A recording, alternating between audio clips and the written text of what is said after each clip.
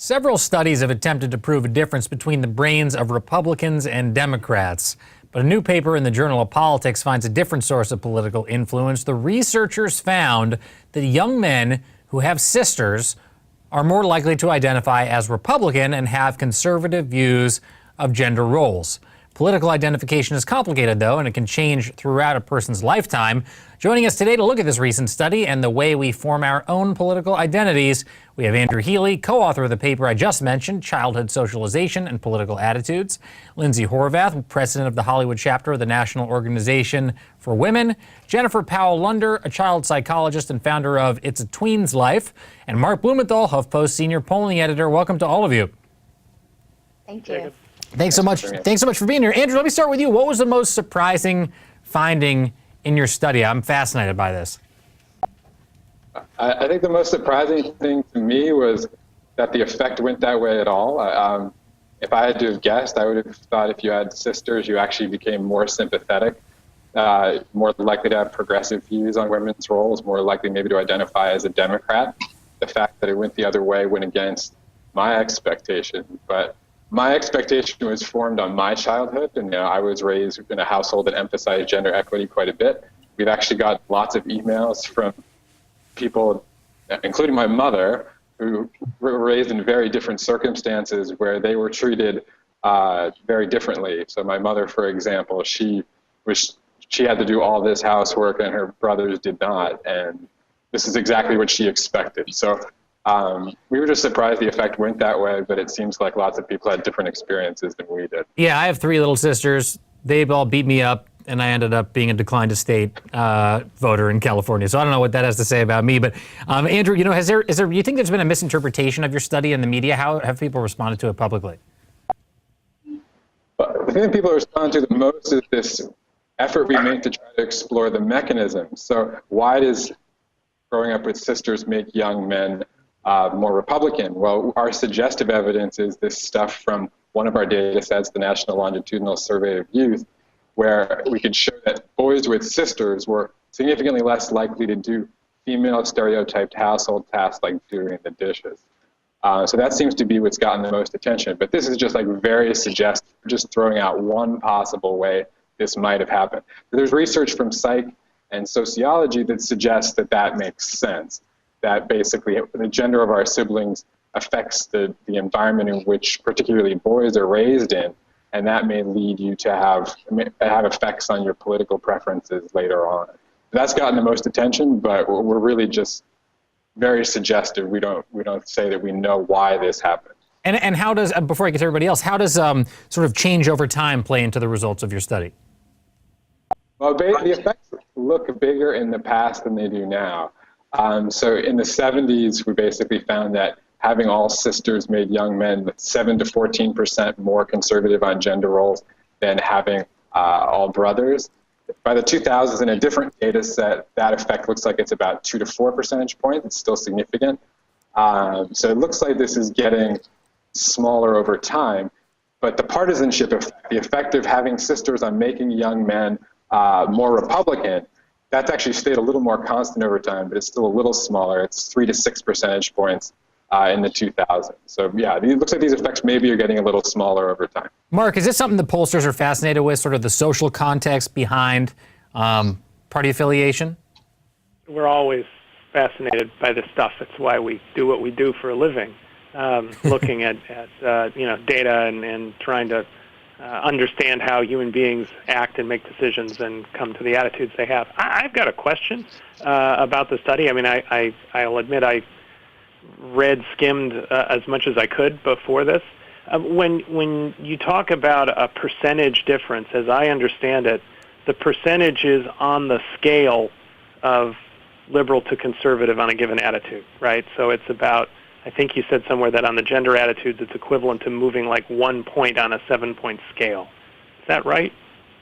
It's Exactly. Not about if there are two, if you imagine two populations, a bunch of boys who have sisters and then another population of boys who have brothers only.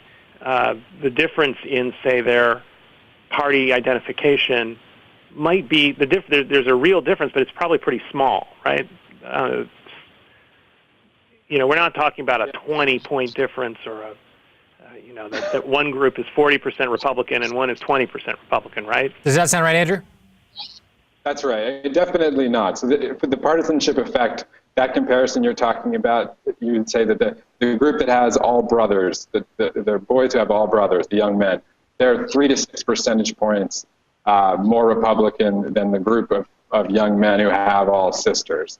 And the first thing you were saying was exactly right. So this, for the questions about gender roles, having all sisters basically moves you anywhere from a half of a category to a full category. So this is, just to give you an idea of what the scale is, 1 on the scale would be men and women should have an equal role outside the home in things like business and government.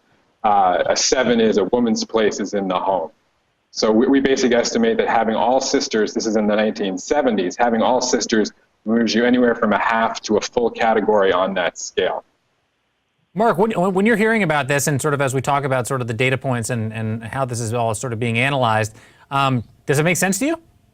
Yeah, well, it's not, I wouldn't have, I mean, I feel the same way. I wouldn't have guessed at that effect.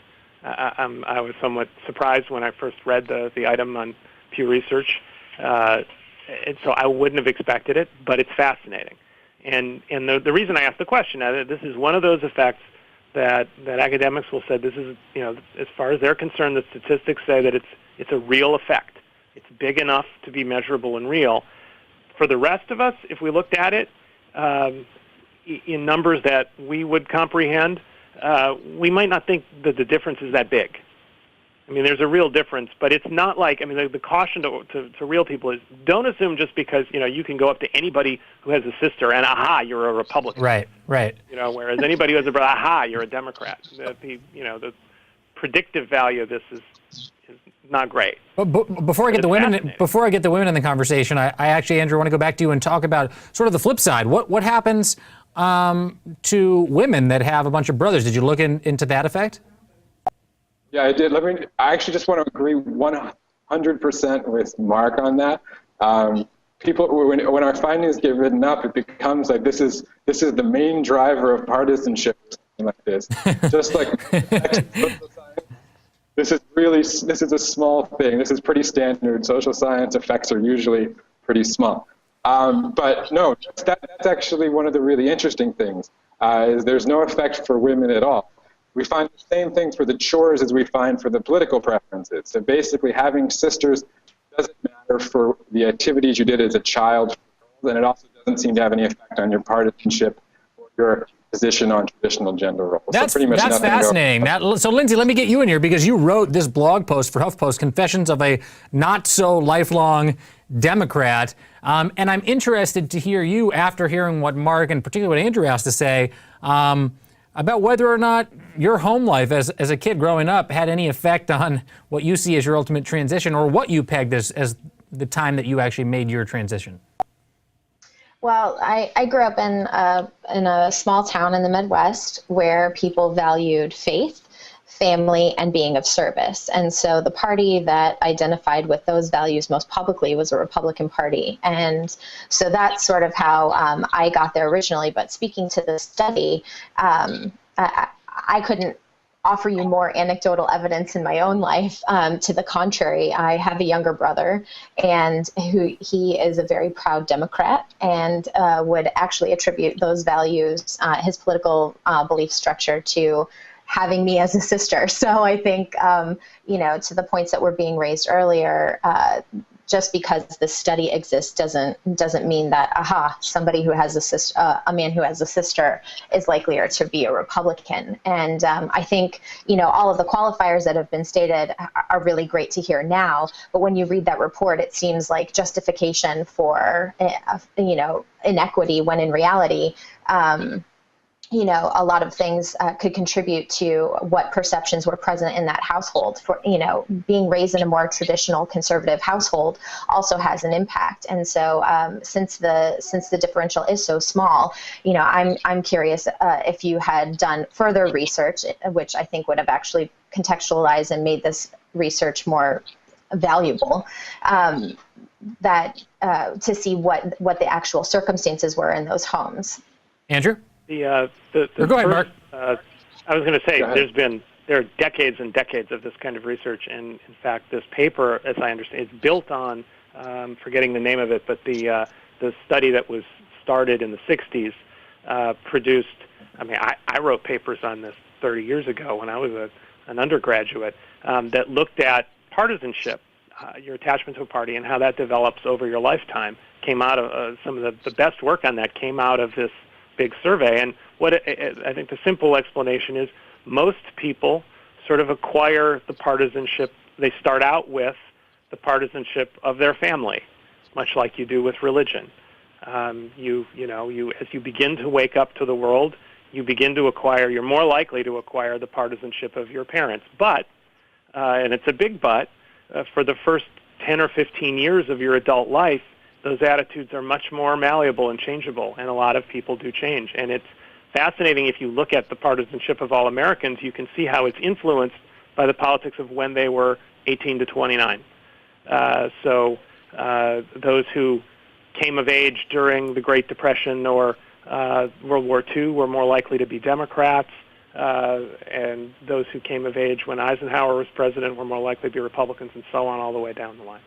So is it Andrew? Is it as simple as that? Well, maybe it's not very simple, but does it come down to that? Does it come down to having this conversation and having to include the context of you've already sort of talked about this, but when this happened at a given point in time?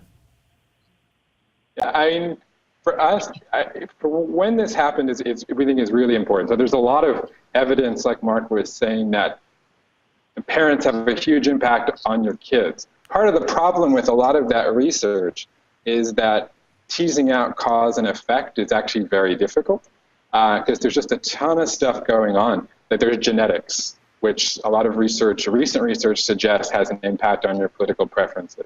It's the way parents treat their children. So the environment matters. But teasing apart cause and effect is really hard. That's actually a big part of what we're trying to do here. The reason why this paper, some political scientists and economists like it, is because we have a little natural experiment. So there's this random thing assigned by nature that allows us to tease out cause and effect. And that's if parents choose to have a younger sibling, we can compare people who have a younger brother to people who have a younger sister. And that's random. So just like a medical trial, we can figure out cause and effect. But what that allows us to figure out is average treatment effects. So to get to Lindsay's point, right, we're not saying this applies to everybody. Individuals may actually have, like Lindsay sounds like, has the exact opposite experience. But on average across everybody, it seems like there's something going on. One of the things, because we didn't believe it, we looked in two different data sets. So we two different data sets collected 30 years apart. So I don't know. On average, it looks like there's something going on. But we're not saying this applies to every single circumstance. This is what happens on average across every. Let me now get. Yeah, go ahead. I was going to just jump in. Yeah, I want to get you in, Jennifer. Just say, from a psychological standpoint, this isn't really. It's not really that surprising from a child development standpoint for a couple of reasons, and a couple of them you've already mentioned. So one of them being that kids learn the most of what they learn through modeling from their families. So if you're being raised in a family where the chores are being assigned in a traditional way, this is one of the greatest ways that kids learn. And so I don't think that piece of it is that surprising. In hearing the results, I actually, and I did read the paper, I wasn't surprised at all. The other thing that I think is really telling is the fact that in the results were found that when men are in their late 20s and early 30s, they're reflecting, this political point of view. However, I know it's mentioned in the paper that later on, this doesn't necessarily hold. And I think that there is a real cultural, psychological basis for that. And the reason being, at the age point that you're talking about, late 20s, early 30s, is often a time in our culture when many people are making huge transitions. They're climbing up the ladder for their jobs, their incomes. Also, this is a time where people are starting to establish their own families. And when you're trying to figure out the framework for your own family, as was mentioned earlier, it's a natural default to go back to what you know and what you were raised in. I think as you become more comfortable in that role, then you start to think about what your real personal views are. And I wonder if that couldn't also be part of the impact on why, you got the results that you got. I think what would be really interesting is to follow the cohort and continue to hear how their views evolve over the years. And I know you do make mention of that in the paper, that the sister effect wasn't as obvious with older men. Andrew, you want to jump in? Yeah, I think that's right. So it looks like in one of our data sets, basically the last time these men get interviewed in the data set that Mark was describing before is around when they're 50, and the effects do get smaller, but it's not. It's basically, you think of the effect getting smaller over time, but it's still there. And part of what makes it hard to tell in that data set is they ask the same question about whether you think a woman's role is in the home. And by 1997, almost no men are willing to say that at that point. If we look at a different question where there's actually more variation, it's a little less clear that things have actually even gotten smaller. It looks like basically, I think the best reading of the data is that the effect gets smaller over the life cycle, but maybe a little bit smaller. What's more interesting would be to follow our more recent data set from the National Longitudinal Survey of Youth, where these men were in their 20s about 7-8 years ago, and follow them over the next 20 years. And maybe look at a different data set collected on people a generation younger than them. I think these gender roles have changed an awful lot over time. But just to summarize, I think the evidence from our data where we actually saw people into their 50s isn't that the effect disappears, it just gets smaller. And we don't really know yet for the more recent data. There, maybe it's true that the effect will completely disappear for people who get to their 50s. Well, I think if your childhood experience is seeing women relegated to certain chores day in, day out, versus when you grow up and realize that actually women do a lot of different things, perhaps your experience informs that. And I think, so the point that was raised earlier, I think that as you have those different life experiences, that's also going to shape, over time. I mean, you mentioned that men were unwilling to say that they believe that women belonged in the house, and I'm happy to hear that. I think that's, I think that comes from a lot of different places. And so, to define it just by how, whether women were present in a household doesn't necessarily mean that men are going to have a particular set of views. And I guess that's sort of, the caution that I want to echo when people see the headline or the title from your report.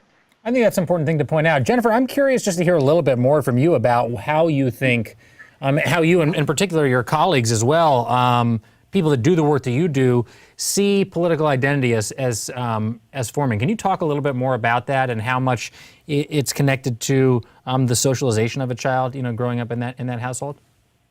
Well, certainly. What we definitely know is, as I said earlier, that children learn the most from what they see, from what they observe.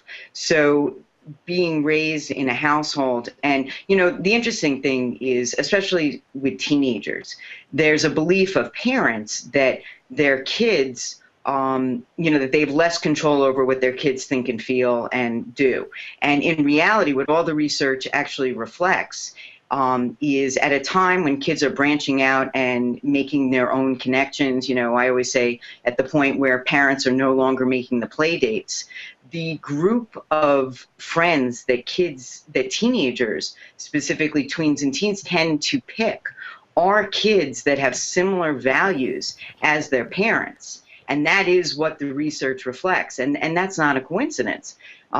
So, even though kids at that age are by nature egocentric and they want to believe that they have their own point of view, when it comes down to the nitty-gritty, that is where they form their relationships. And that definitely reflects the impact of parenting as we go out into the world and we, find our own identity and develop more. That's when you see, people moving away from some of the ideas that are their parents. And a lot of that has to do with the idea that fantasy that our parents know everything, and I'm not saying everybody feels this way, but just the general view of children is that their parents are their superheroes, really gets dispelled as we gain our own life experiences. And I think, in the work I do, it's always the most difficult thing is working with kids who realize that their parents have made mistakes. And I think this speaks directly to some of the results that were, found in the study. The other thing, is from a developmental standpoint, boys in general, and this is again backed by research, are judged on physical prowess, whereas girls are judged on their ability to form intimacy in relationships. We talk about, the mean girl set, we're talking about relational aggression. And this relates very much to this study, because the whole idea of how gender roles are formed are that, girls get relegated the more nurturing, less physical tasks. And that's kind of where the cycle, I think, begins, and why, Andrew, that's really in context a great reason, I think, why the results came out the way they did. And that's why I was chuckling when you were saying that you didn't really expect, that's not where you expected it to be. And, immediately when I began reading the study, the first thought that went through my head is that's, the way it is, from a research-based standpoint on what we know about child development. So I don't think it's that surprising at all. As we start, but I think. Sorry, let me just jump in, Jennifer, because unfortunately we're going to have to wind down right now, but I do want to bring in some comments from the community here from HuffPost Live, and then just get one final thought.